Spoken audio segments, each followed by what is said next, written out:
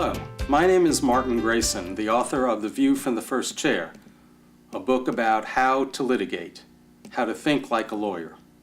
In this segment, I'm going to talk about verdicts. Verdicts are the end of the trial process, unless the case goes up on appeal, and generally they're the end of the process for the litigator. At the beginning of my book, I point out that to great extent, a jury verdict is going to be a decision on how you performed as a litigator, how you did your job as an attorney.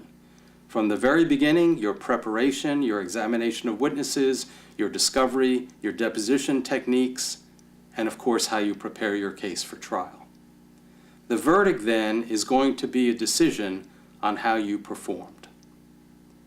There are two possible verdicts, of course. You can win or you can lose. Depending on how we define losing, for example, where you get a judgment for $1 million against you in a case that could have very well been $200 million against you, although on the record you lost, technically that's a great victory. But setting that aside, you'll know when you've won, you'll know when you've lost.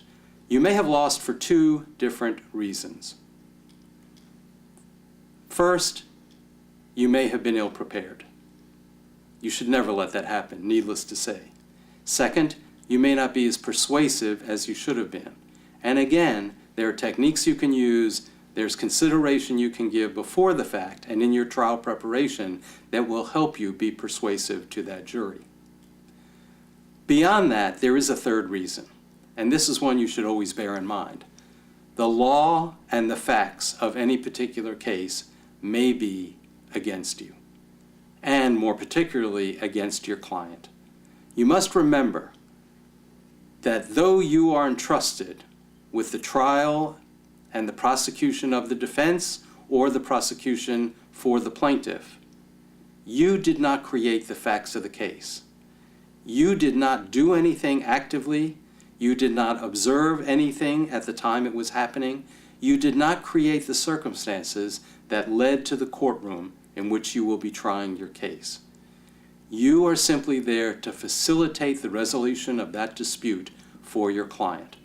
If you have done so to the best of your ability, prepared to the best of your ability, used persuasive arguments to the best of your ability, then you have done your job and should be proud of the job you have done. Again, however, that does not always mean that you will win the verdict. Sometimes the facts and the law will be against you. On other occasions, you will win the verdict. And at that time, you might even feel that the victory is rather hollow for reasons that have to do with your client, that have to do with the facts of the case itself, might have something to do with the judge, might have something to do with the composition of the jury. You should remember that even in victory, if you won for your client, that victory is to compensate them for loss they have suffered. So even in your victory, you should take note of the fact that someone had to lose, someone had to suffer to some extent for you to enjoy that victory in court. That should temper your feelings. Both when you're victorious and when you have lost, you should take the jury verdict with a grain of salt, but also take satisfaction in the fact that you've done your best for your client with the facts and the law that were handed to you.